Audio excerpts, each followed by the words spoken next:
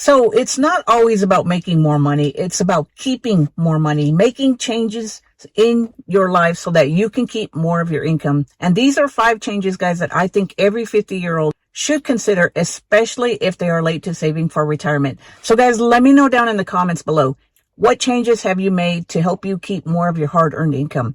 So guys, if this is your first time here, my name is Susan Velez, and on this channel, we talk about using the internet to create more income so that we can catch up for retirement and buy assets that create wealth, especially if you're late to saving for retirement like me. So guys, I want to share with you guys 5 moves that you can use to help you free up some money or save more of your income so that you can buy assets that create wealth. So the first one being is, guys, look at your car insurance. Are you paying too much for car insurance? So when I turned 50, guys, I started really looking at car insurance. I had been with the same company since I was 18 years old because I knew that I could count on them if I needed them, because in my 20s, guys, I had been involved in a few car accidents. And when I had my house, they were there. They replaced the roof without me having to beg and jump through a bunch of hoops. They were there. So I stayed with them because I thought I could count on them. However, there are tons of companies online today that are probably just as reliable and probably a lot less. And they are, guys, because I found one that is half the price of the one that I paid for. And now, instead of paying a monthly payment because I couldn't afford to make the yearly payment with the old one, I now have a company that I can make a yearly payment instead of having to pay every month. So if it has been a while since you've shopped around for car insurance, guys, make sure you shop around, because as we get older, guys, I've always been told that your car insurance rates are supposed to go down, especially if you haven't filed a claim in a while. And I hadn't filed a claim in a long time, but yet with the old company, guys, I saw my rates going up all the time. So I'm not saying that that won't happen with the new one. I've been with them for a year. We'll see as time goes on, but I probably will find another car insurance after a while and not stay with the same company for as long as I did in the past, because unfortunately, companies only offer new people or new customers the discounts that they should be giving to their loyal paying customers. But that's why we have to be savvy consumers, guys. We have to be able to shop around, find the best deals, and even if it means making the uncomfortable moves of going to a new company. So don't be loyal to a company if they keep raising your rates. Make sure that you shop around. Number 2 is, guys, look at your bank fees and don't be ashamed to change banks. So one of the things that I did, guys, was about 2-3 years ago, I changed banks. I had been with the same bank for several years because I really liked them. They were a good bank. I never had any issues. But one day when I went to the ATM, I noticed an ATM fee just for pulling out my own money. And I got pissed. I thought, man, this is crazy. Banks are charging you ATM fees just to pull money out of your own account. So I started looking around, finding banks, trying to find a new bank. And what I noticed when I went shopping at another bank was this bank wanted to charge me fees for transferring my money out of my account into like a savings account at Goldman Sachs or wherever I transfer my money, guys. And you know that I'm always transferring money. I'm kind of like a squirrel. I put money everywhere. I have it in my Goldman Sachs. I buy Vanguard funds. I am constantly moving money. And the bank wanted to charge me a $3 fee for every transaction that I made just for transferring my own money. So I didn't go with that bank. I found a bank online. It is Charles Schwab, and I love this bank. This bank is a completely online digital bank, but they don't have any ATM fees.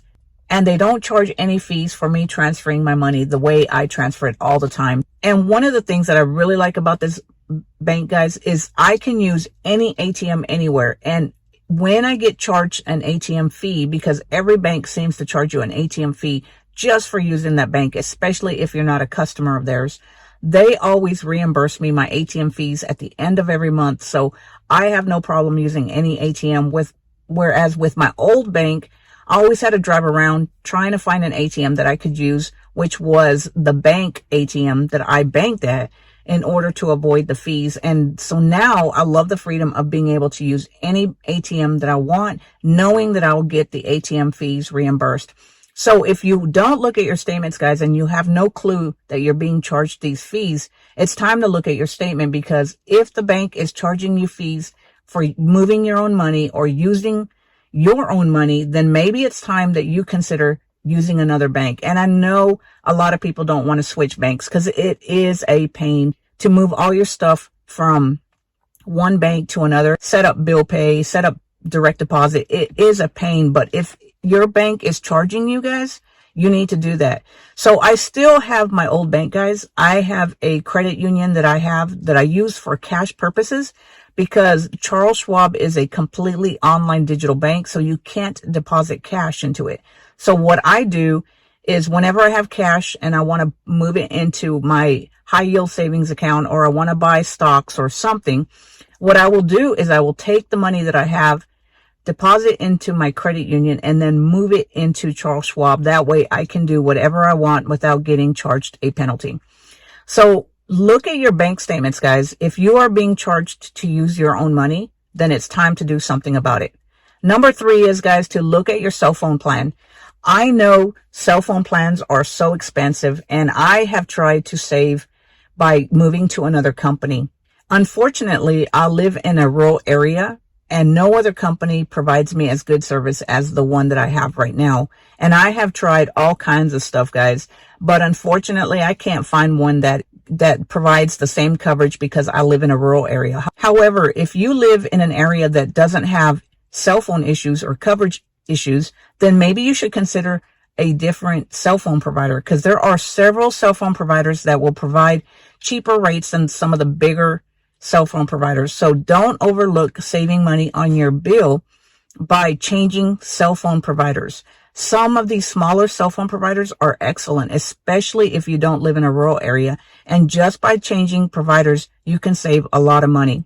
Number 4, guys, is to use money saving apps. Guys, I am a huge fan of money saving apps, and I use a few of them.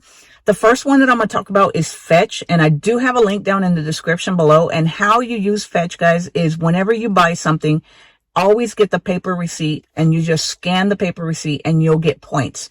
What these points do is they rack up, and once you reach a certain amount of points, you can trade your points in for an Amazon gift card, an AMC gift card, and several other types of gift cards that the company offers. And I've used this and have been able to already get a $50 gift card from Amazon.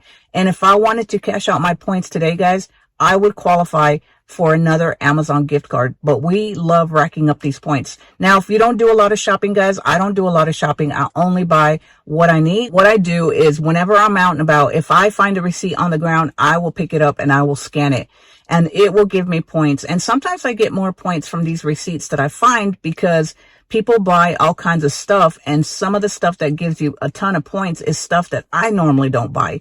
So if you're not using Fetch, guys, I do have a link down in the description. I highly recommend it, especially if you do a lot of shopping. And even if you don't do a lot of shopping, guys, you do some shopping and you can still get points for the receipts that you have. Now, another money saving app that I have, guys, is Rakuten. I love Rakuten.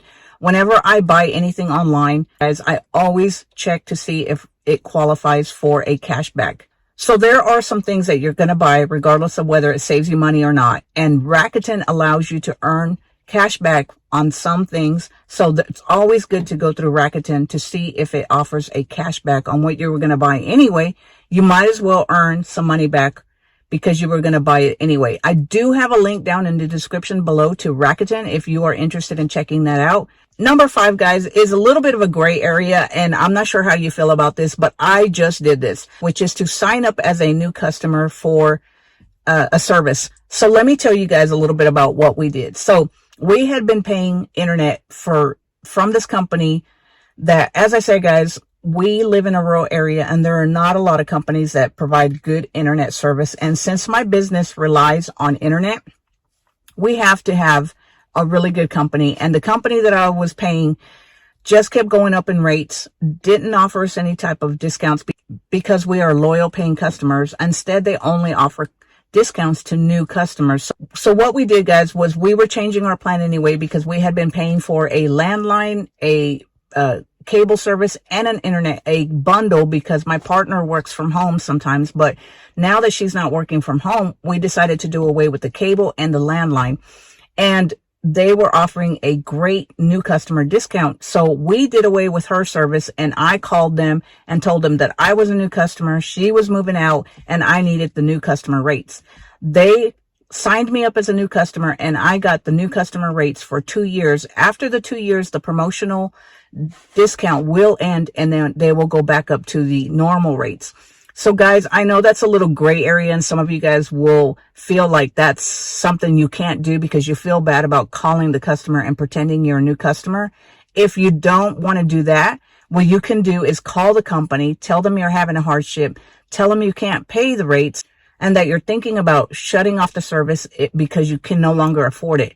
You'll be surprised. Sometimes when you call the company and you're just nice to them and ask them if they can lower your bill, you'll be surprised. They will lower your bill. Now, that doesn't always happen. And if that doesn't happen, then you can do what I did, guys, which is to apply as a new customer. There's nothing wrong with that. You're still paying the company, and the company's still earning money. It's not like you're stealing the service.